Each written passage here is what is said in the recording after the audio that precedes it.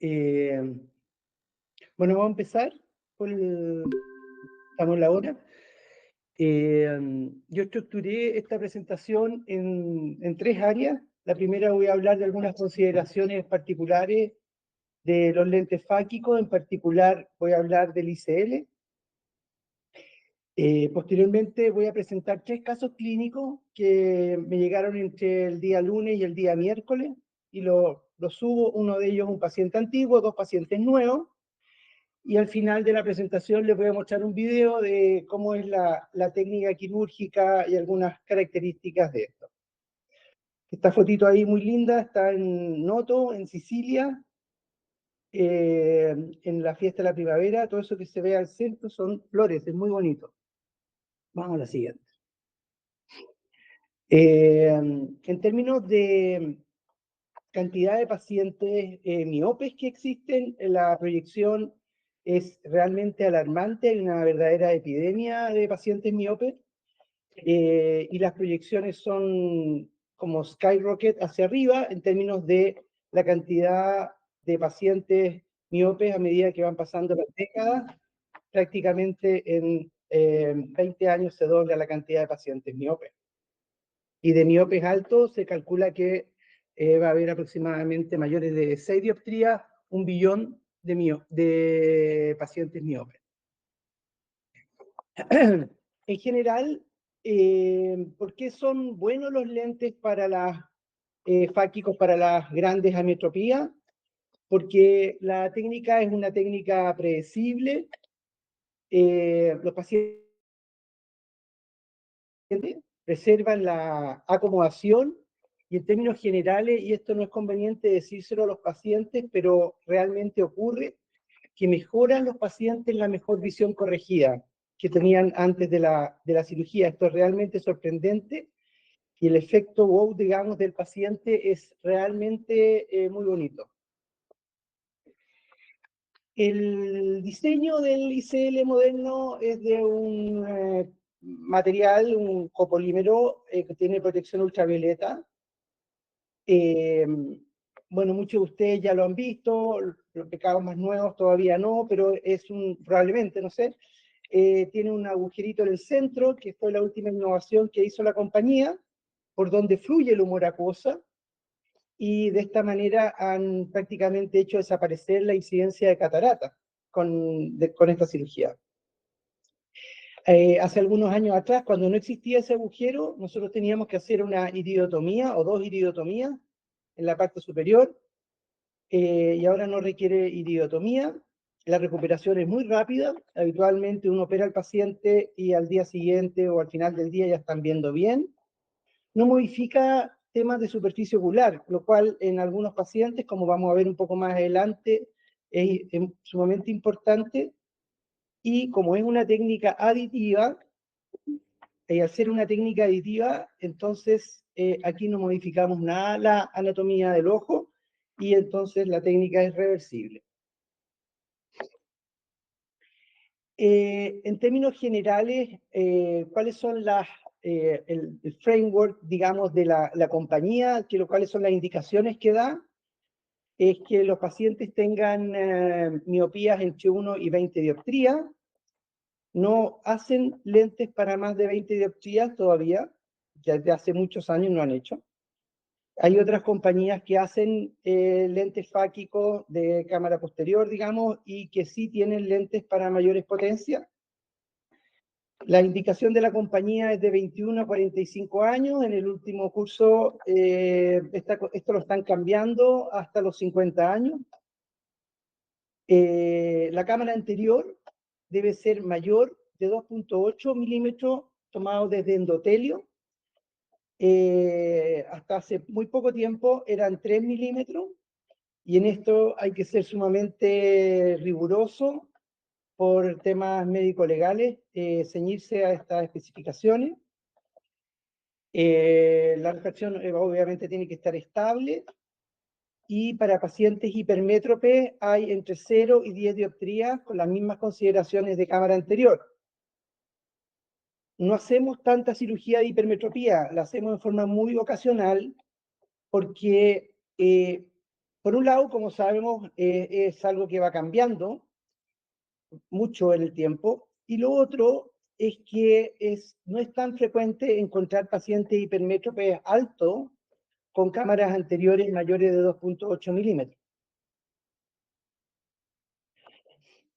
Esto probablemente ya ustedes lo conocen. Cuando nosotros pensamos en un ICL, en los pacientes miopes en general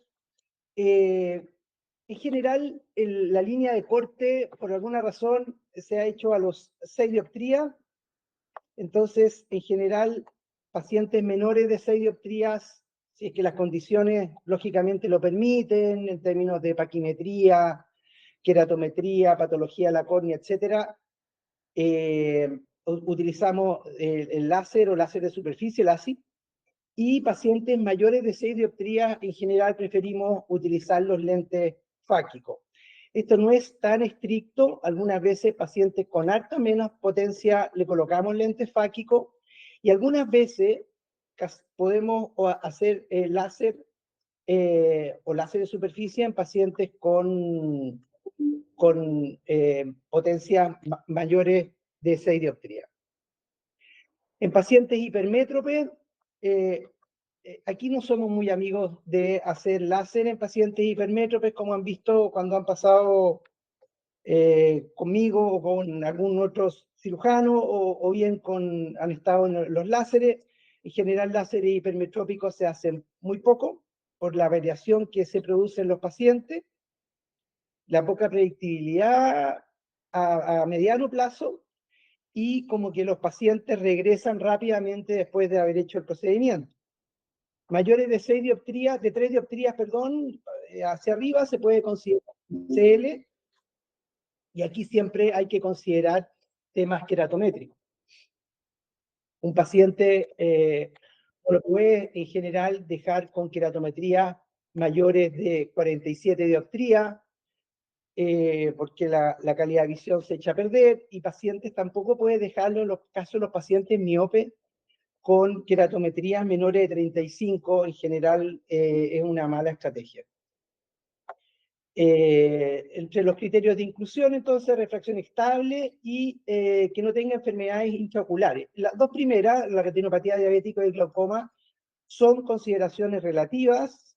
Si tiene un paciente diabético muy bien controlado, con hemoglobina glicosilada bien, o con bomba de insulina, y que está todo correcto, o bien pacientes con glaucoma, pero un glaucoma que está bien controlado, sin daño en el nervio óptico significativo, se podría considerar con mucha duda.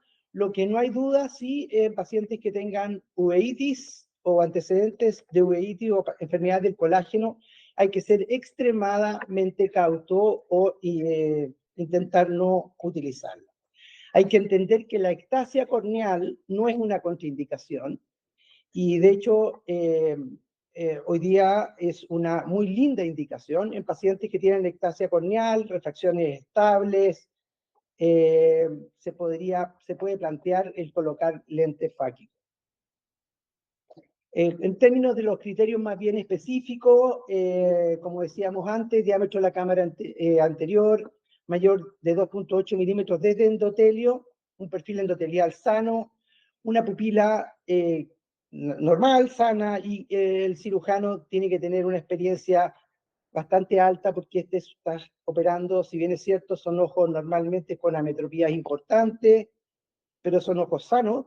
Entonces, esto hay que manejarse muy bien para que la tasa de complicaciones sea muy bajita.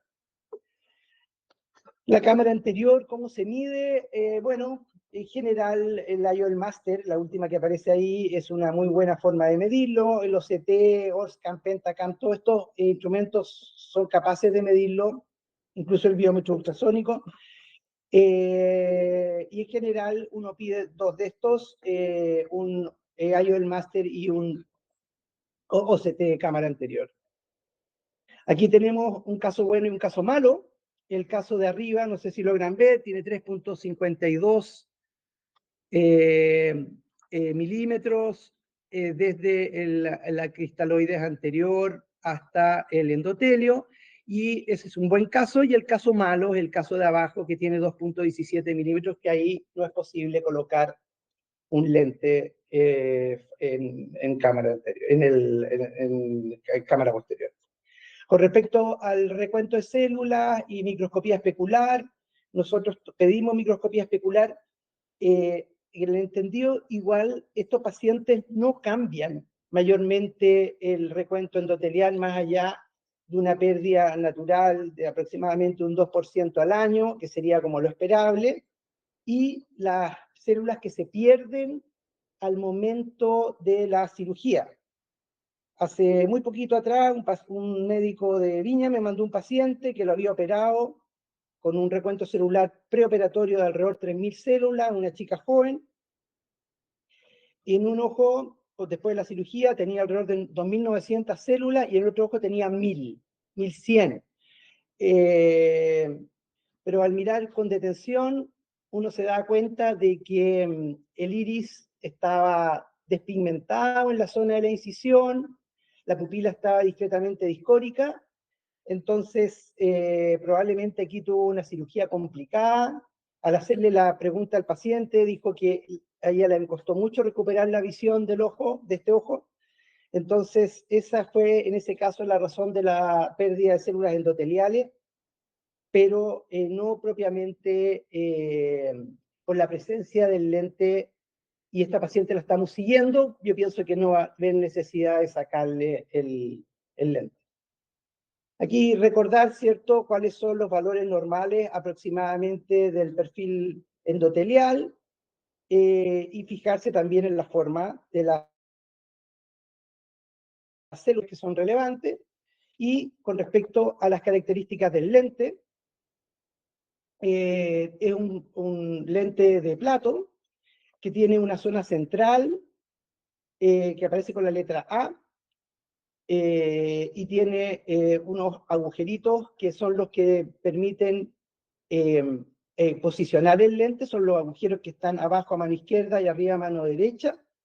Y en el caso de los lentes tóricos, tiene además unas flechitas que nos indican para posicionar el lente, para posicionar el lente en el caso de los pacientes con astigmatismo.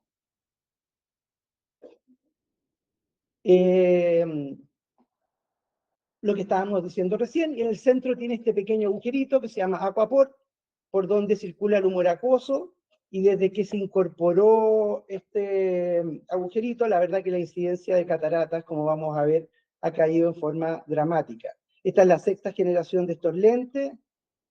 Al principio yo pongo este lente desde el año 99, hace 26 años, y al principio teníamos una incidencia de catarata baja, pero teníamos.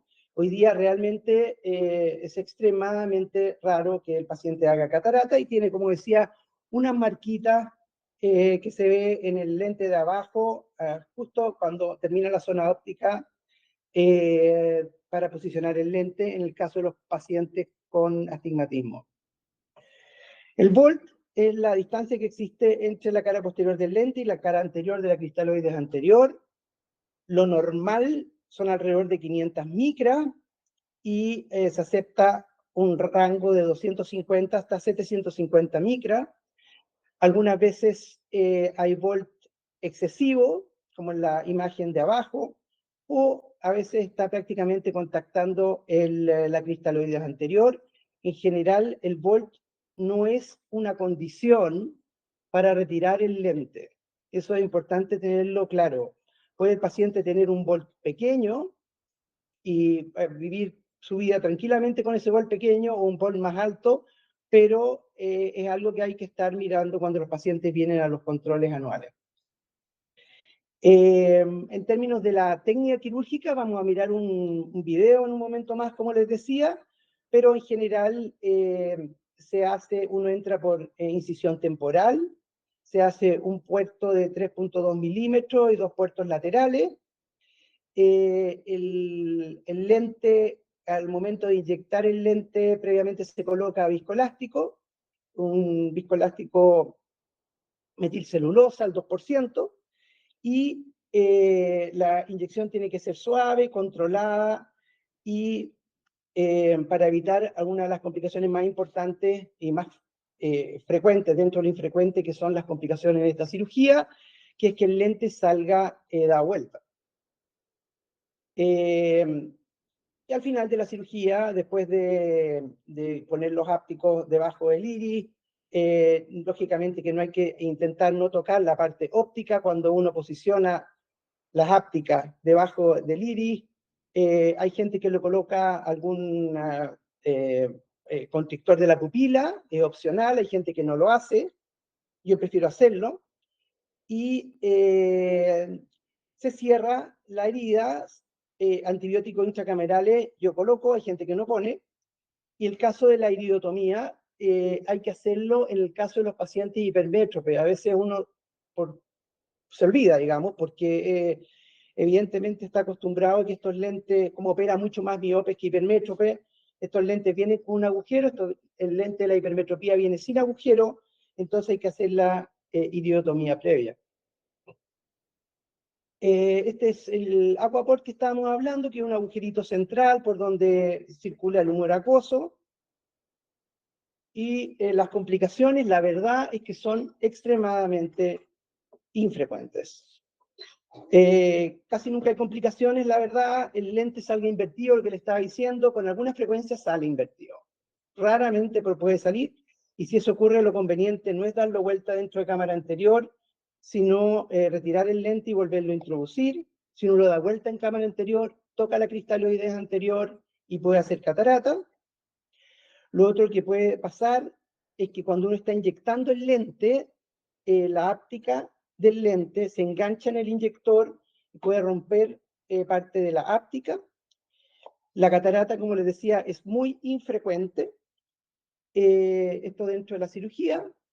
Las complicaciones posoperatorias inmediatas, y esto es bueno citar al paciente a las pocas horas después de la cirugía para tomarle la presión, porque si uno es un poco descuidado en términos de sacar el viscoelástico, estos pacientes van a hacer hipertensiones con dolores muy, muy importantes. Lo del Volt que estábamos hablando anteriormente, o mucho o poco, y esto me ha pasado más de alguna vez, es la rotación del lente. Una mala idea es reposicionar el lente. Lo ideal en esto es pedirle a la compañía que un nuevo lente con un diámetro algo mayor al lente que uno puso, de tal manera que el lente quede en posición y no se devuelva a rotar. O sea, si el lente se rota, hablar con la compañía y que la compañía provea un lente nuevo para que poderlo insertar y no rotar, lo que es la tentación que hoy tiene uno.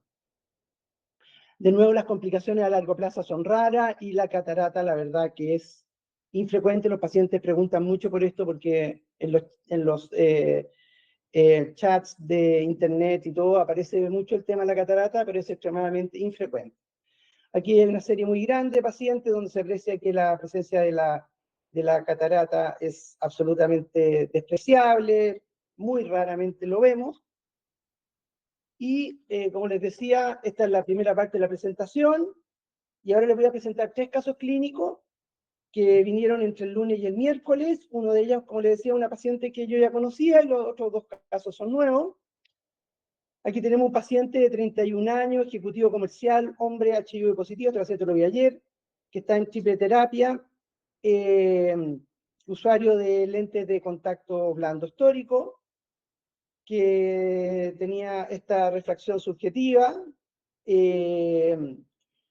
Como este caso tenía una miopía algo mayor a 6 dioptrías, con un cilindro de 2,5 más o menos, y agudezas visuales de 0,8. Uy, perdón, ahí saltamos uno. Y este paciente, bueno, tenía diámetros de cámara anterior adecuados, queratometría razonable, era un candidato que eventualmente se podía operar y colocar un ICL. Estaba bien al tanto el paciente de todo esto.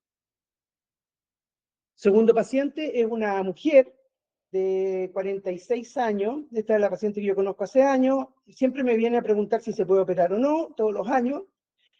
sin antecedentes oftalmológicos de importancia, miope magna, portadora de lente de contacto desde muy pequeña, con estas miopías gigantes, eh, eh, con largos axiales muy altos, eh,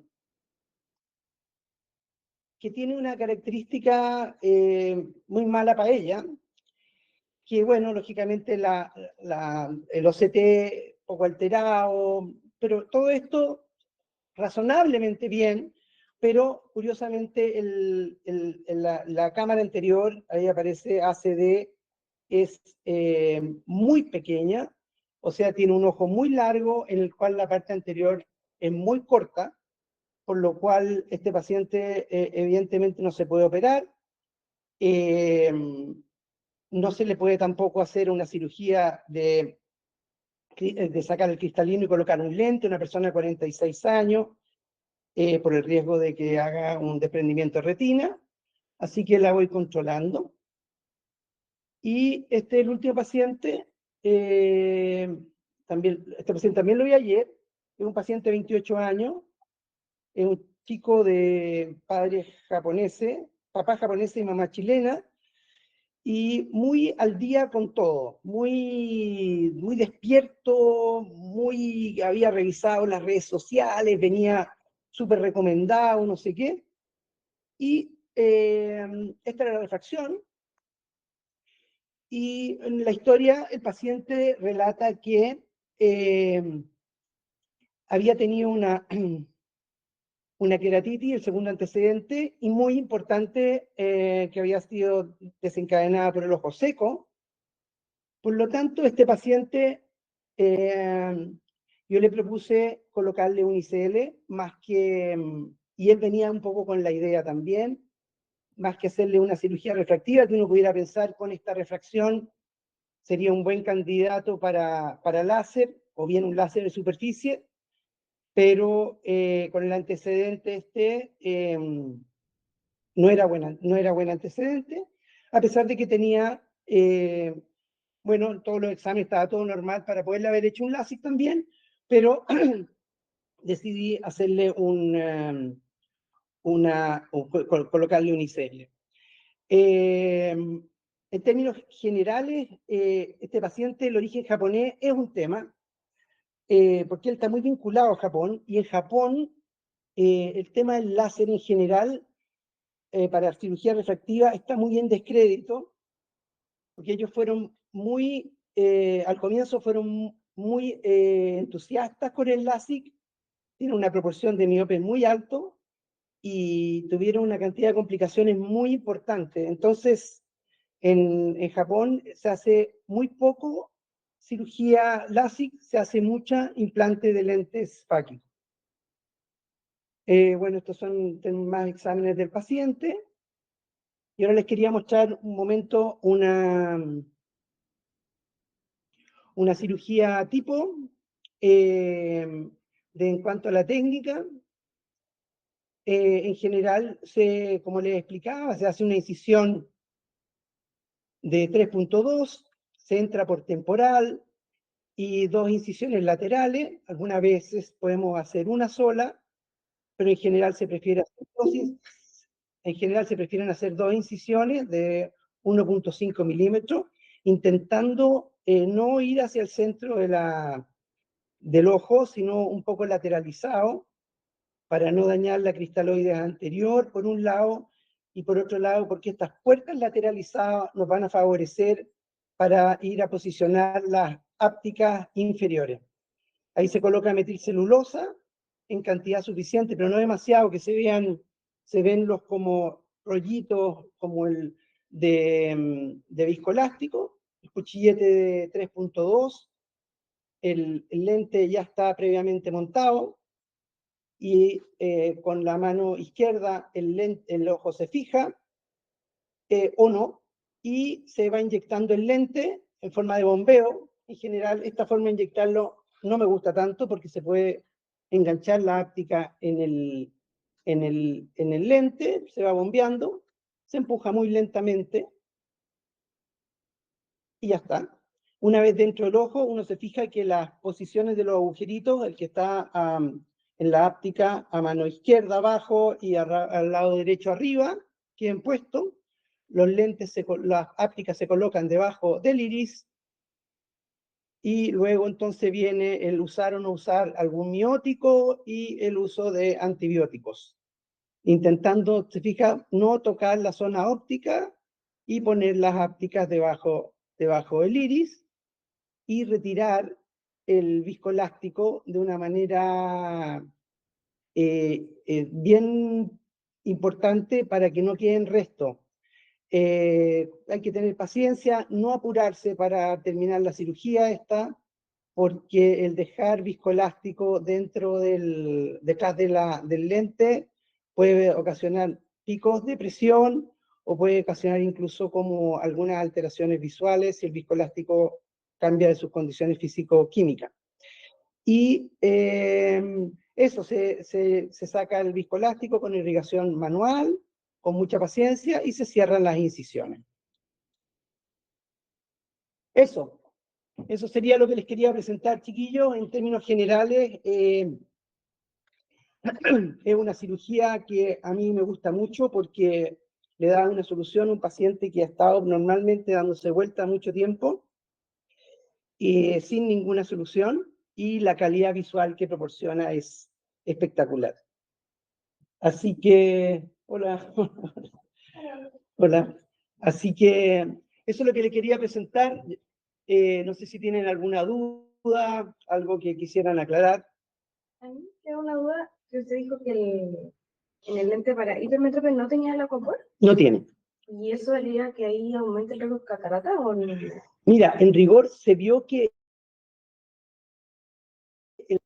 cuando hicieron aquaphor para los pacientes, cuando hicieron aquaphor en los lentes de los pacientes miopes. Yo no sé de algún estudio que relacione en el caso de los pacientes hipermétropes. Pero lo que sí se vio es que disminuía en el caso de los pacientes miopes, así que es pensable de que los pacientes hipermétropes también haya disminuido la incidencia de catarata. Pero no tiene aquaphor. No tiene aquaphor, entonces hay que hacerle las iridotomías periféricas. Es más grande el lente, por eso Claro. más ancho. Más ancho. Entonces hay que hacerle iridotomías periféricas, y las iridotomías periféricas tienen que estar suficientemente separadas para que si se tapa una con la áptica, la otra te quede libre, digamos, si tienes que colocar. ¿Y en hipermétrope usas corte de 3 o 2.8, Jaime, de tamaño de ACD? De 3. ¿Cierto? Sí, yo De 3. Por eso el lente de pacientes con ¿cómo se llama? Con hipermetropía es bien raro. Sí. Yo no sé, uno pondrá uno o dos al año. La verdad que es muy raro, y muy raro que el paciente tenga esas dimensiones de cámara, por un lado, que tenga la indicación, por otro, y de repente si viene un paciente que está en los 50 años o 40 y tantos largos, a veces uno prefiere sacar el cristalino y colocarle un lente derechamente. Entonces, como que las indicaciones son como muy escasas, digamos. Yo te diría que este lente está pensado, diseñado y desarrollado para los pacientes miopes. Oye, gracias Jaime por la reunión, súper interesante los casos sobre todo y tu experiencia con estos lentes. Yo quería agregar que a veces a mí me gusta dejar acetazolamida en el postoperatorio, le dejo a todos de regla y me ha ahorrado esos dolores de cabeza de alza del río, porque me tocó incluso en el Fellow, allá en Inglaterra, los consultores nos llamaban a nosotros para que fuéramos a ver a sus pacientes que estaban con dolor, que les ponían ICL y era por la alza de presión, que es súper transitoria, dura 1 o 2 días.